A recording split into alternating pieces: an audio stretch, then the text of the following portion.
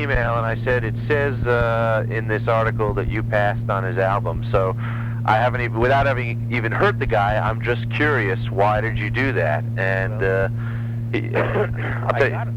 Go ahead. What do you say? Let me. In fact, I can quickly even get to his email. But he said, basically, he said we never actually passed on it. He said I got a demo, and I listened to it, and I liked it. But the market is so tight now with what you got to put out, and whatever I got with it suggested to me that this was going to be a non-touring artist. I didn't get a feel that he was going to go out and work the road the way we need to sell a record. And he said, we never passed on it, but I kind of made a mental note of it, never presented it to Bill and Marion, but never got up about it because I just said, we can't do a guy who's into part-time music anymore and driving his UPS truck to support his family. We just can't.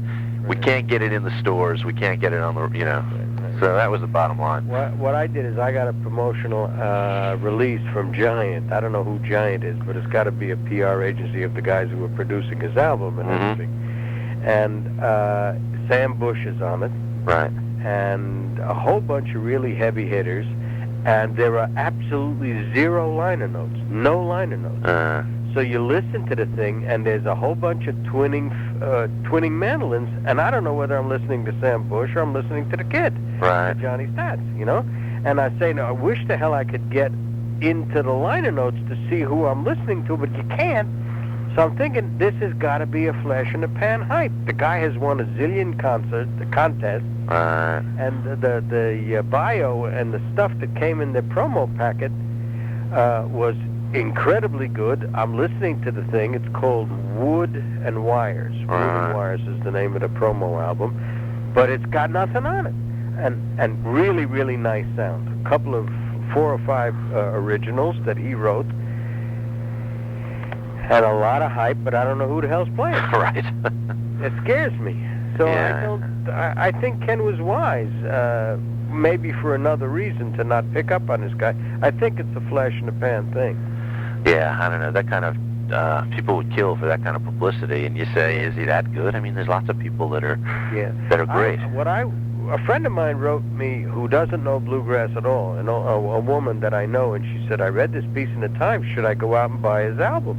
And I said, I don't know the guy. He's got no credentials. He hasn't paid his dues with any of the bands that I know about. Right. I can't tell you yes or no. Let me see what happens. So now I got to write her and say, listen, I got this promo album, and it's pretty darn good if it's him playing. Sure. I don't know. Yeah. But it's interesting that Ken passed on it, too, and that's interesting. He said Sugar Hill also got it. He doesn't know what their decision-making process was, or if they passed on it or just let it go. That's an interesting spin-off. Sugar Hill was Dave Freeland's baby originally. Is that right? I didn't know that. Yeah, sure. Poss is the name, right? Barry Poss. Barry Poss. Barry Poss was a protege of David, of Freeman. And I think Freeman secretly put the money into Sugar Hill at the beginning because he wanted to do what Rounder had done, in that take the music into a much larger, look at it from a much larger point of view. Right. And I think that he started, maybe I'm wrong, don't quote me on that because it's pure conjecture, but sure. I remember them being very tight at the beginning. And he put out some nice stuff. You know Doobie Shea? I know who he is. Nice guy, good albums. Yeah. But nothing spectacular. Maybe he'll hit, what is it, Austin? Yeah, I'm in Austin now. Yeah. Yeah. Nice guy. I get a lot of premiums because they think I'm doing PR, and I am writing an awful lot of stuff for the European magazines. Getting a piece coming out. I write for an Italian magazine. And I write for a Japanese magazine. Is that right? Yeah, Japanese bluegrass magazine, Moonshine. You know Sab Watanabe? No. Good guy. Good guy. Small magazines, they don't pay bucks. Right. Oh, just to see some stuff translated into Japanese and a few of my old photographs. I think it's funny. Now, what was the take on the whole so-called new acoustic music scene and Daryl Anger and Trishka? Was that viewed with disdain by At the beginning. The yes. Bluegrass Unlimited scene? At the beginning. Not very different, even though BU was what the boys used to call the Washington Mafia. Uh-huh. Because what happened was there was a very strong movement out on the coast. There was a very strong movement in the center of the country to do bluegrass. Spigma, those guys. What the hell's his name? The Society for the Prevention of Bluegrass. Society for the Preservation. Yeah, I gotcha. Yeah. It's more than likely. Right. But I never. Chuck Stearman was his name. There was a center there. There was a center out on the California coast, and there was a center out here on the east, and they called it the Washington Mafia. When the Seldom Scene and the Gents sprung up, there was, even though the Washington Mafia was very supportive of it, there was a kind of damned with faint praise, if you know what I'm saying. Mm-hmm. But I don't think they really ever got behind Trishka. A lot of people who were into music, heavily into music, John Carlini and,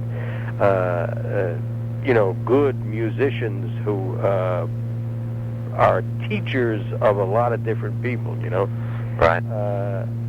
They think Trishka is hot. I never cared for that music very much. It seemed to me much more head music than heart music. Mm-hmm. They were playing for themselves, and they were not playing for an audience. It was very, very difficult when you would have a break for a good 7.5 or 8 minutes to ever find where the melody was. That's an interesting observation. I think that's, I call it head music rather than heart music because they were never playing for the audience. They were doing their thing, and while you could jam this way at home and with a bunch of guys in your basement, I don't think you can realistically do this on stage. Right. And that was where Trishka came into me. Sam Bush was a lot like that, but they got their stuff together. They're much, much more calm now, and they're much more accepted now. But I've never been a fan of Trishka's, and who else was in that group? Oh, well, it depends on where you go. Trishka, Bela Fleck certainly is there. Never turned me on. I went to a concert one time with Bela Fleck, thoroughly expecting to be, sit with my arms folded across my chest and sticking my tongue out, Uh-huh. This guy did an entire acoustic bluegrass show that absolutely blew me away. The man is an incredible bluegrass musician when he wants to be. Yes, exactly. Same thing happened with Ricky Skaggs at Carnegie Hall. I did a piece for a magazine on that. I'm sitting in Carnegie Hall. Ricky Skaggs is the biggest, hottest thing in Nashville you ever saw, and he's doing straight country stuff with a band of 16 musicians and a set of traps that has about 30 mics wrapped around the traps, okay? You've seen Skaggs when he was doing I've seen Skaggs perform, yeah. Uh-huh. And all of a sudden he comes out on stage with 4 musicians, including Hicks, Bobby Hicks, and he plays an entire acoustic bluegrass set, never touches anything country at all. Mm-hmm. And this is at Carnegie Hall. I thought it was amazing. Right. I thought he was absolutely incredible. But when you get guys like Trishka and Fleck, you get to a point where it looks like what was you say to yourself? Well, what was all the fuss about the country gents and the Seldom Scene? Exactly. They become traditionalists virtually. These guys are now what the traditionalists were 20 years ago. Now, how did Picken pick up on that music, that new acoustic scene? Grisman and his dog music. Did they praise it? Did they condemn it? I think they were. I was moderately supportive. I would always say, listen, give it a good shot. In my editorials, I would say this dog stuff is absolutely crazy, but man, there's an awful lot of music in there. Mm-hmm. Listen to what Skaggs is playing at Boone Creek, rather than try to compare it with some of the old Flat and Scruggs stuff. Okay. Listen to the music. When he did Bluegrass Rules, mm-hmm. listen to how much music is in there. Right. You cannot believe a lot of the licks that he does. I was listening to Mark O'Connor on stage.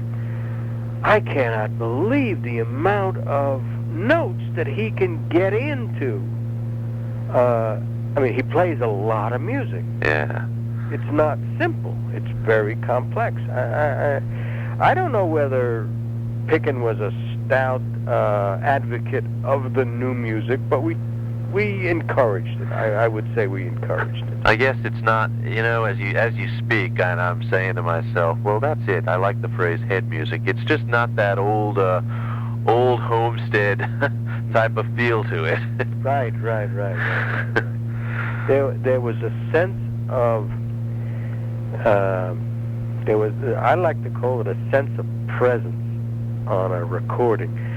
I have an old album of Quicksilver, and the first Quicksilver album's got a round circle right on the front of it, and I can't remember the damn mandolin player's name, but there is a sense of presence on that album, very, very much like the JMB when they produced something. There was some kind.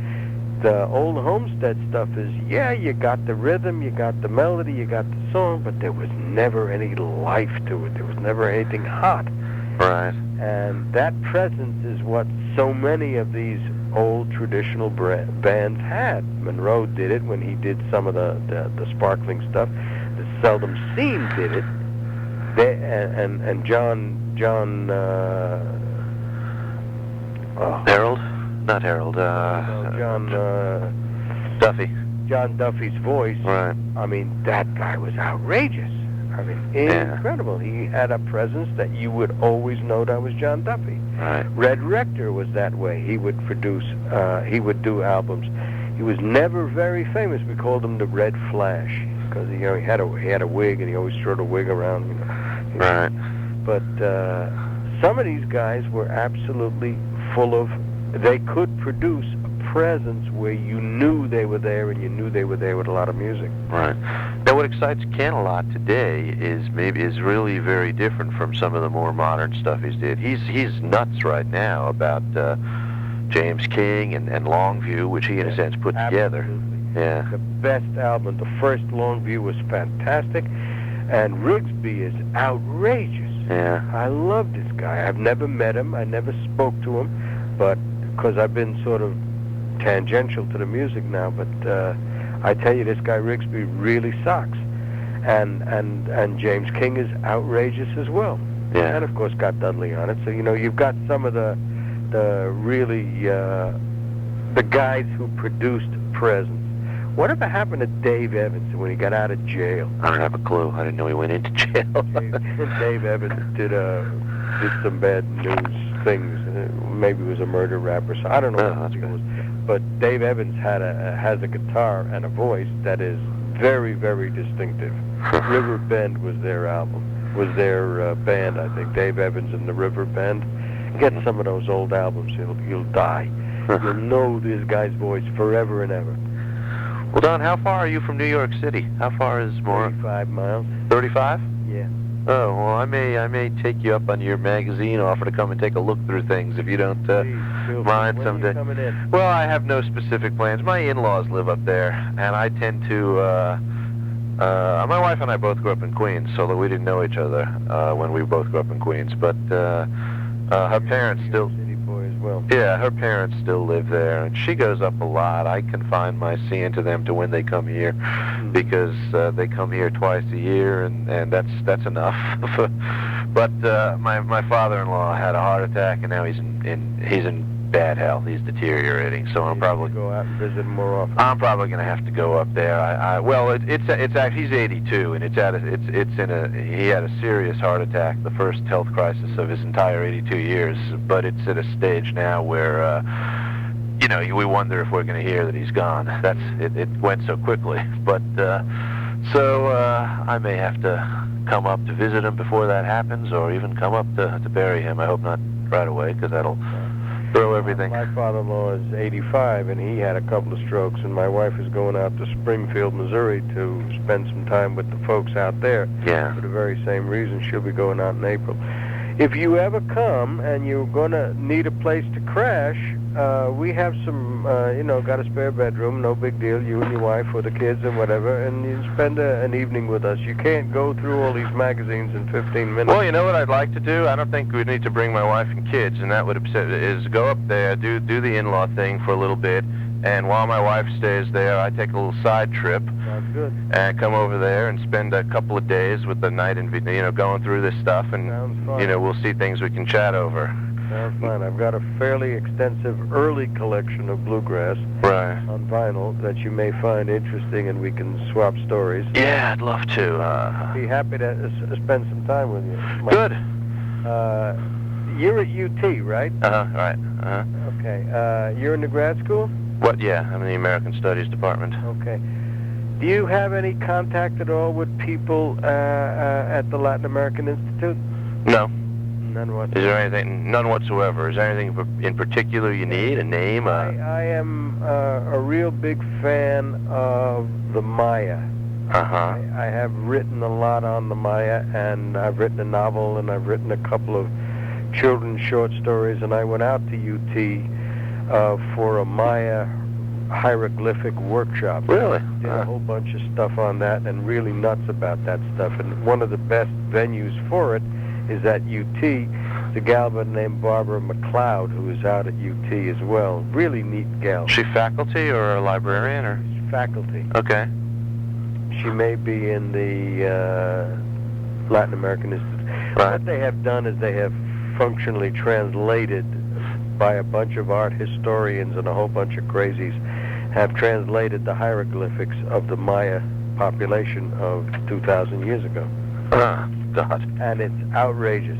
And there's a Barbara McLeod is the maven from the whole group was a woman named Linda Sheely, and she just recently died a year or so ago. But it's a really good place. If I ever get a chance, they have a